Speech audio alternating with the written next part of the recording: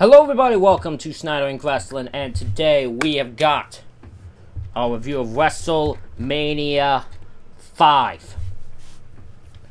On April 2nd, 1989, in Atlantic City, New Jersey, from the Trump Plaza. Attendance 18,946. Your commentary is Good Monsoon and Jesse the Body Ventura.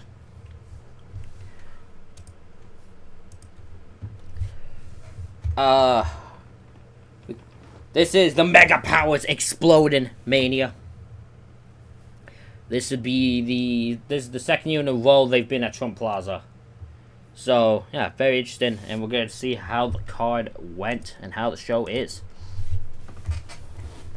We start things off with the women's champion, Rockin' Robin, singing America the Beautiful, which just blew my mind. She's in the middle of a feud with Sensational Sherry, but they have her singing America the Beautiful. Now, in fairness, I don't know if I really would have wanted to see Sensational Sherry versus Rockin' Robin as a match. This Mania, but it's insane that, like, you would never see someone doing that today. You would never see that today. You would never see the women's champion singing just America, fucking the national anthem. You would not see it.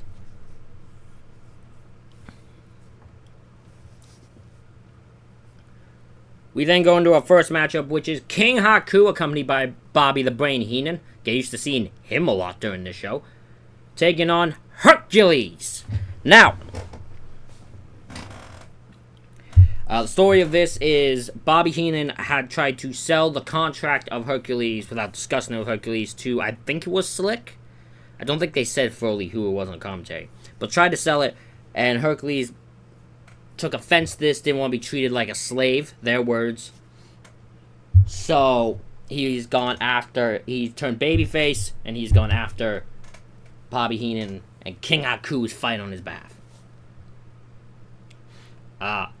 I feel so bad for the guys who have to bring Haku, because Haku's king gimmick, so he's sitting on the podium as they, like, carry him, but the Trump Plaza has, like, a bunch of stairs, so he has to go down, they have to carry him down the stairs. I would have absolutely been, like, scared shitless I would fall. I could not keep my composure during that moment if I was Haku. I'd be so terrified. Because this just could go wrong very quickly. Haku attacks Hercules from behind before the bell rings. We get a big, just lifting and dropping down, from Haku from Hercules. Hercules sends Haku to the outside. Hercules suplexes Haku into the ring. Hercules gets distracted by Heenan, starts chasing Heenan around, turns around to a clothesline from Haku to get control. We get two big backbreakers. Haku, like, even keeping the pressure to do damage to Hercules. It is a really well done thing. But Hercules kicks out of it. We get a bear hug from Haku, but Hercules breaks out. You get a crossbody. Haku kicks out of that. Hercules goes for a flying nothing, but Haku gets him with a kick. Hercules hits a back suplex out of nowhere to pin and win. Again, that's 5 out of 10. Just a big brawling match between two brutes. And yeah, it does the job it needs to do. Hercules need to get a win after turning babyface. He needed a big win, so he got it here. And yeah, I think it does a really good job at getting Hercules over, but it's Haku, so he doesn't look weak in the process.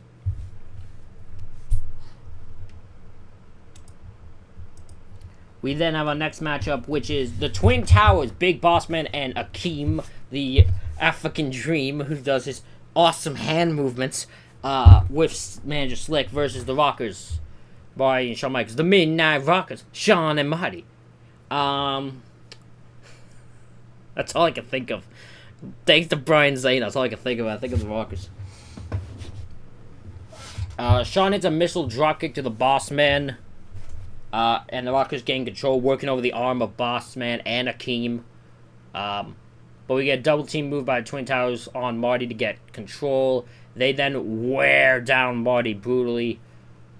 Akeem accidentally collides with Big Boss Man, which allows him to get the hot tag to Shawn. Akeem clotheslines Michael's head right off his damn shoulders. That clothesline, I saw that and I jumped out of my chair. I jumped out of my chair, the clothesline. It looked fucking brutal. I don't know how the match continued of that, because it looks like it legitimately looked like Michael's head should have been taken straight off his goddamn shoulders as a result of that. Boss Man goes for a splash. But Michaels moves out of the way. It gets into an all-out brawl. Michaels goes for a command, but Boss Man catches him, hits him with a powerbomb. Akeem hits Air Africa. That's what Gorilla Monsoon called it. That's what I'm calling it. To pin and win. I gave it 6 out of 10. I really enjoyed this match. I think they all do well. It tells a great story of speed versus power. Power winning this time over, and yeah, I think it does a really, really good job telling the story. So yeah, 6 out of 10 for me.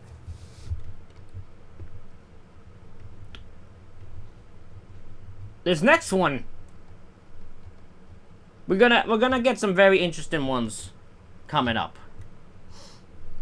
Our next matchup is Ted DiBiase, the $1 Million Man, taking on Brutus, the Barber Beefcake. Beefcake is on the attack early. Brutus hits multiple body slams DiBiase and sends him to the outside. They start going blow for blow, shot for shot. Virgil gets involved and helps DiBiase get control. DiBiase hits a fist drop, but Beefcake kicks out.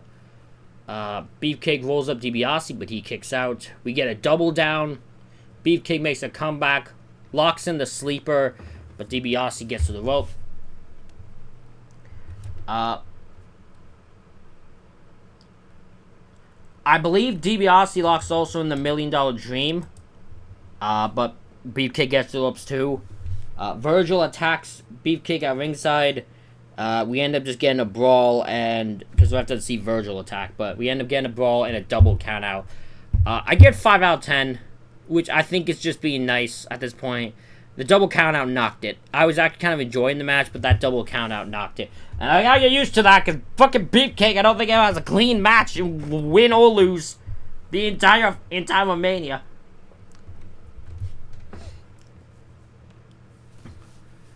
I'm about to be very negative on this next match. The next match is the Bushwhackers versus the Fabulous Rougeaus with Jimmy Hart. This match is just a comedy match. This match sucks. I don't like this match.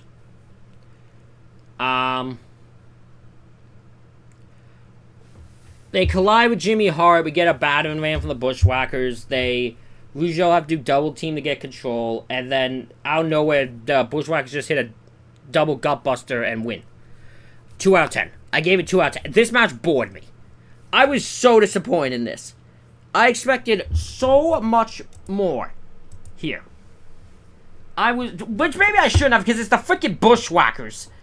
But I was just very disappointed. Very disappointed.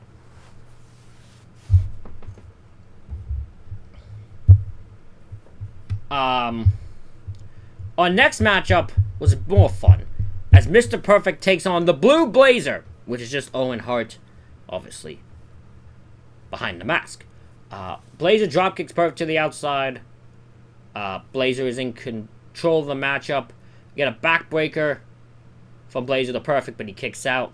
Blazer goes for a splash, but Perfect gets the knees up. We get a belly-to-belly by Blazer, but Perfect kicks out of that. Get a clothesline out of nowhere by Perfect. The Perfect Plex to pin and win. I give it 4 out of 10. I wrote 5, but I'll give it 4 out of 10.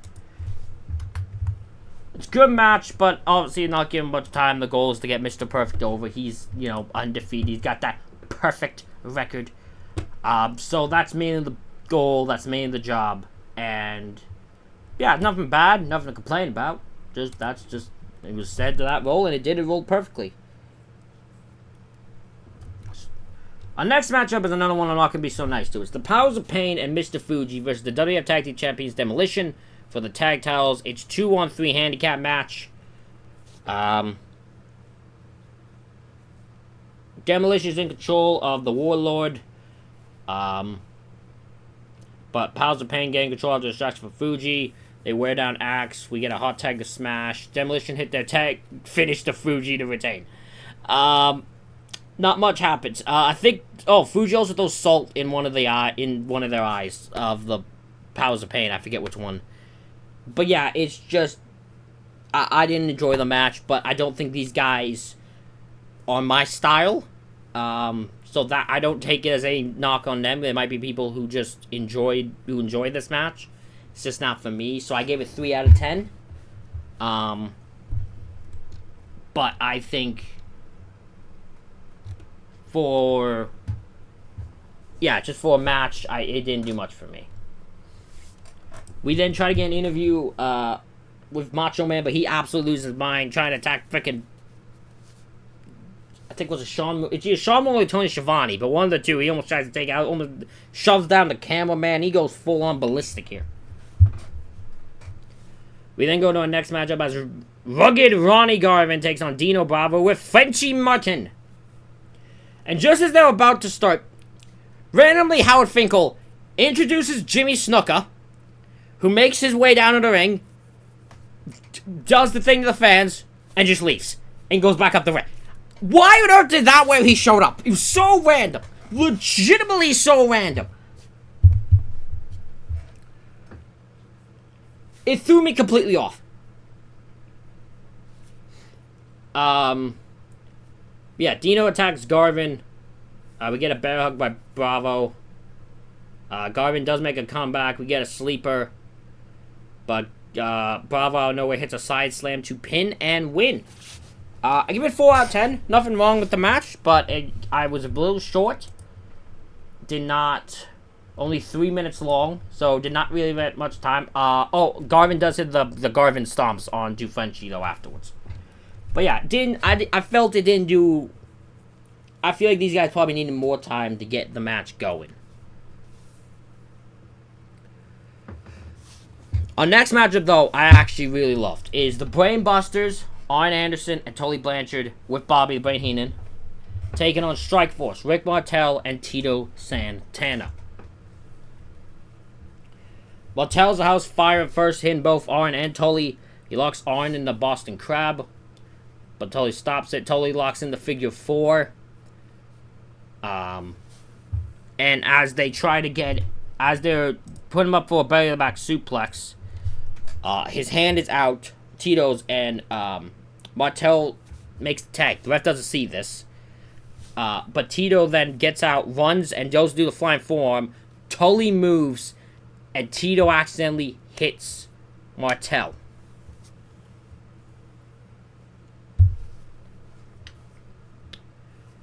The Brainbusters then continue to wear down Tito.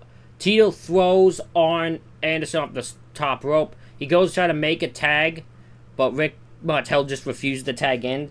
Anderson hits a stun gun to Tito. Rick Martel then abandons Tito and walks off. So Santana is now in a handicap match. We get a double-A spinebuster from Arn. Santana tries to fight back, but just numbers overcome him. Gets a spike pile driver for the Brainbusters to win. I give it 6 out of 10. I may not have explained it, but this match is really fun. And I actually really enjoyed this match. And I think it tells a good story. I think, am I right with this? I think Rick Martel's the first person to turn heel at WrestleMania. I think I am right with that. I think Rick Martel is the first ever person to turn heel at WrestleMania. Because you could say Andre, but Andre turned heel before Mania. Rick is the first person to turn heel at Mania.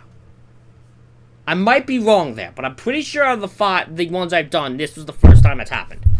So that was a cool little first time thing that I bet no one knows. We then cut to Rick Martel, who cuts a heel promo with Diggs saying he was tired of carrying Tito Santana. He was tired of Tito riding his coattails. He never wanted to team with him, even though he requested it, but they don't, Monsoon brings it up, but Ventura was just like, I don't recall that. I don't think that's what happened. But yeah, Rick Del kind of heel promo. We then get the Piper's Pit with Brother Love and Martin Downey Jr. Now, I don't have notes for this. I watched this. I just wanted to watch this because I have no idea what happened here. Like, when I watched, I had no idea what was happening. I don't recall ever watching this, but I know I must have. I just don't recall. But I'm sitting there watching this. And so, first it's Brother Love comes out. And so he does a thing where he's Brother Love interviewing Roddy Piper, which gives Bruce Pritchard the chance to do a Roddy Piper impression, which, by the way, is incredible. Made me laugh. So he does this for a good 5 to 10 minutes, which is crazy. I'd at least say 5 for sure. Then Martin Downey Jr. comes out, and they have some banter. Then Piper comes out to a huge ovation. Piper then, down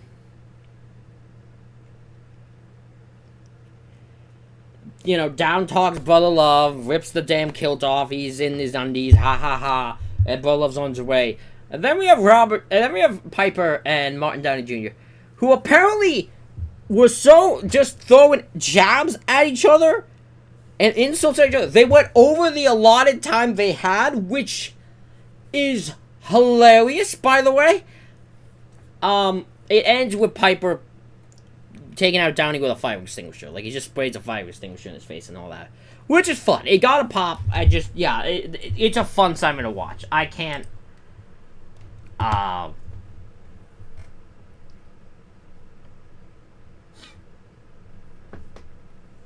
can't complain about it. That's all. It's fun as hell. So, we then, we don't see it on... You don't see it on the Netflix version, but they then show a trailer for No Holds Barred involving Hulk Hogan. You may have heard of it.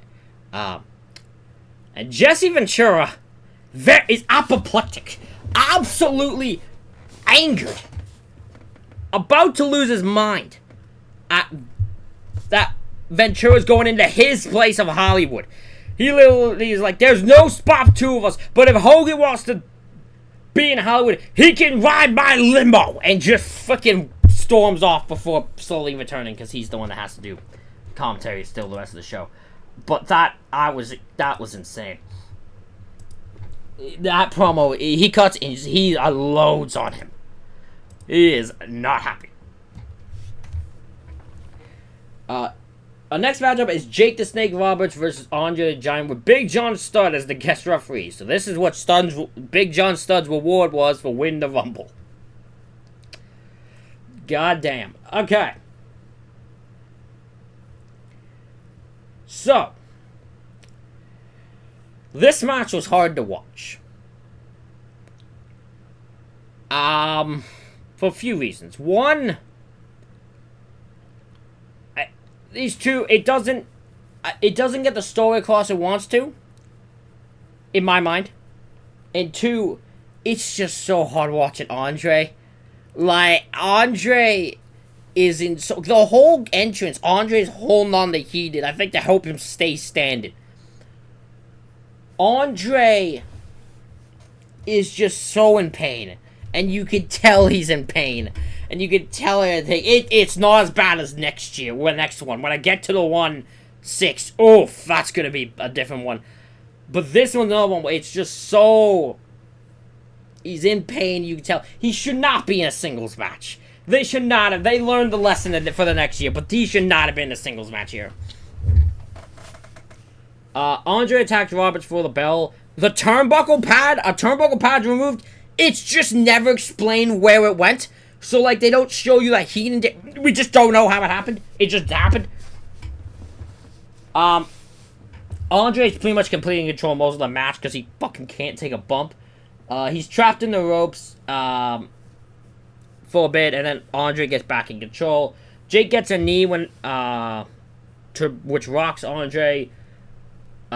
He then goes to grab the snake, and Andre shoves Big John Studd into the corner, pretty much to be like, you take it. It's your problem. Studd turns around and shoves him back. As Studd is dealing with Andre, Ted DiBiase comes out of freaking nowhere, attacks Roberts, and attempts to run up the ramp with the snake. Jake chases him, takes him down, gets the snake back, and brings it back to the ring to scare Andre, and Andre just runs away. Stud DQs Andre, so Jake wins. I give it 3 out of 10. It's just not. It shouldn't have happened. This match, Andre just should not be in a singles match at this point in his career. It's just so painful to watch. Oh, I felt so bad for the guy.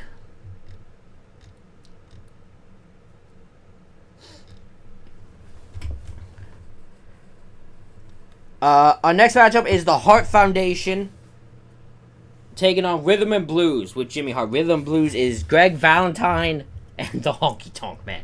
Who in the hell put these two together and kept them together? I have no idea. McMahon has lost his mind when he put these two together. So, again, atomic drop by Brett to Honky Tonk. Valentine and Honky, though, team up on Brett.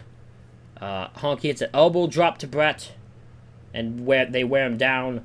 Although we are able, out of a roll-up, when he's pushed back, he runs and gets the hot tag to Jim Neidhart, who's a House of Fire. Brett hits an elbow to Honky. Neidhart chases Jimmy Hart, which gets him to drop the megaphone and run away. Neidhart throws the megaphone to Brett. When the refs strike in, Valentine out of the ring, Brett hits Honky with the megaphone and pins and wins.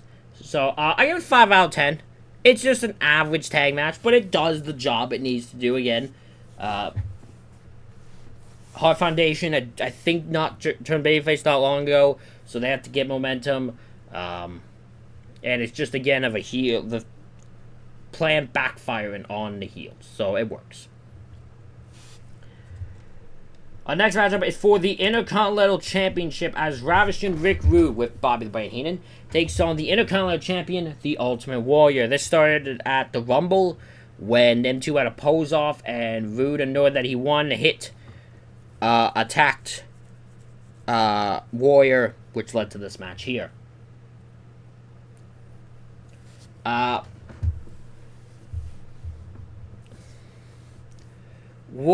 So Warrior shoves Rude into the corner multiple times, locks in a bear hug. Rude hits a missile dropkick, which I don't remember Rick Rude doing, but he does the Warrior and he kicks out. Warrior then bites Rude in the head. Rude just bumps his ass off of Warrior. Rude was pretty much told, make Warrior look like $1 million, and he said bet, because he does it spectacularly. It is awesome the way he makes Warrior look here. Rude hits a pile driver, but Warrior kicks out. Rude then hits a big clothesline. Warrior kicks out of that. Warrior makes a comeback. Rude tries to go for the Rude Awakening, but Warrior powers out of it and goes to the outside. Warrior goes to suplex Rude from on the apron to the inside, but Heenan trips Warrior, pulls his leg. So Rude falls on top. Heenan holds Warrior's legs to help Rude pin and win the Intercontinental Championship. Rick Rude is the new Intercontinental Champion. I give the match 7 out of 10. It is tied to the main event for best rating. I enjoy the IC title match more. So it is one of the best. It is a great IC title match. It makes Warrior look great. Rude wins this first title. It completely does the job. So I have no complaints about how this match went. Great freaking match. Our next two matches, not so much. So our next match is Bad News Brown vs. Hacksaw Jim Duggan. And I'm just going to rush through this one very quick because it's just a brawl. A lot of punches and a lot of clotheslines. And then Duggan hits the 3-point stance. Brown rolls out of the ring, grabs a chair. Duggan grabs the 2x4. They just have a little duel. They get DQ'd. I gave it 3 out of 10. Nothing terrible. But goddamn, this is who the hell put these two in a match again? No way either of these two were going over. Putting the other over. terrible idea. This match did not need to be on the show at all. And then our next match is Bobby the Brain Heenan. Yes, Bobby the Brain Heenan is in a matchup with the Brooklyn Brawler taking on the Red Rooster. This literally, Heenan runs into a corner. And runs into the corner because fucking Rooster gets out of the way. Rooster pins him and wins. 1 out of 10. I'm pretty sure it's 30 seconds. It's 30 seconds long. It does not need to be. It's crazy. Now, I don't know what I expected, considering the fact it's Bobby Heenan in a match. But, like, you expect more out of Bobby Heenan in it. You expect more out of this. I don't know why, but I somehow expected more out of this. Yeah, 1 out of 10 for this. Alright, then we got our main event. The Mega Powers Exploding. A story built 1 whole calendar year. As Hulk Hogan takes on Macho Man Randy Savage for Savage's WWF World Championship. Obviously, Savage won it at WrestleMania 4, and the Mega Powers formed, and they've been together pretty much up till recent times when the jealousy and envy of Savage took over and turned him heel, blaming that Hogan had lust in his eyes for Elizabeth, which, by the way, Hogan is I don't care what anyone tells me, Hogan is 100% the heel in this match, in this storyline. Hogan 100% is I am booing Hogan and cheering Savage if I'm watching at this time, with the mindset I have now, because Savage is 100% in the right. Hogan is, like, taking the spotlight. Hogan puts Savage in his shadow. Hogan clearly is a bit too uncomfortable with, like, handsing out with Elizabeth. I'm 100% on Savage's side here. There is no way this rivalry works today, because today, if this happened, Savage is 100% cheered. This is the second time. This is one of the 2 times I remember where someone turns heel because they are justifiably mad that they got fucked over by Hulk Hogan. The next other one I'm thinking of is 8. I think when it's Sid. Because Hogan eliminates Sid from the Rumble, helps Ric Flair eliminate Sid from the Rumble in 8. And then Sid turns heel, Sid gets pissed at Hogan, I think attacks him, like, later on, and he's the heel, and I'm like, I don't think he should be.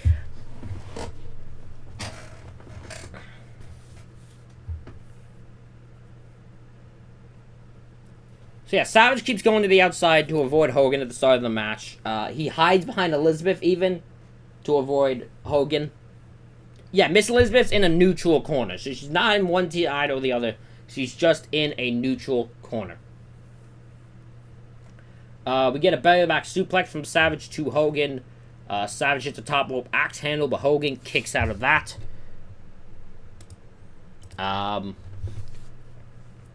Hogan pulls Savage to the outside. Savage clotheslines Hogan. Hogan is busted open from one of the eyes, from his eye. Savage knees Hogan into the corner, and wears down him. Hogan gets back into the match. Hogan picks up Savage in a body slam position and just tosses him to the outside. It was not... That bump threw me completely off. Did not expect that. But Savage is able to get back in and going after the eye. Hogan goes to pick up Savage and send him into the post, but Miss Elizabeth stands in the way. So Savage takes advantage of that and sends Hogan into the post. Savage then gets mad at Elizabeth for checking on Hogan, and the ref just kicks her from ringside, just says, go, like, you're more of a problem than you should be here.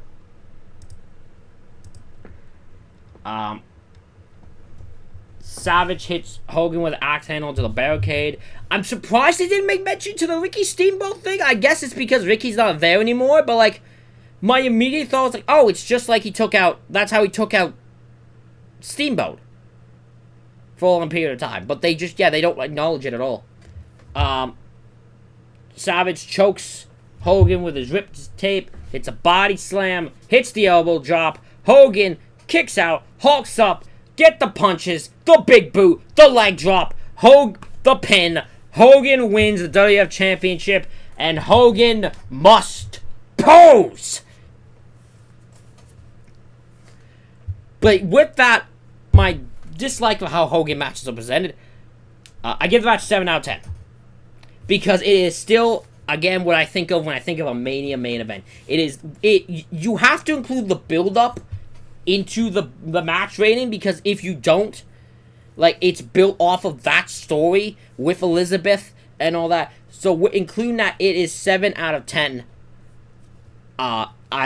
It's amazing. I give more credit to the story and doing a whole year-long storyline, because we either see too long of storylines these days or too short of storylines. We can never find that perfect spot. We got it here. Show rating-wise, I give this a 6 out of 10. The 2 matches, Hogan versus Savage and Rude versus Warrior, plus also the Brainbusters match against, including the Strikeforce breakup, all pretty much get this rating because a lot of matches stunk here. But those 3 matches are so good to me that I literally could not just not give them a great rating. So that is one thing. 6 out of 10. I believe it's the second highest ranked so far, because 3 is still the highest. So we are gonna see how we feel though for WrestleMania 6, because that'll be our next one. Ladies and gentlemen, let me know what you thought of WrestleMania 5 in the comments. Hit the like button, hit the subscribe button. Thank you all for watching, and I will see you all for the next one.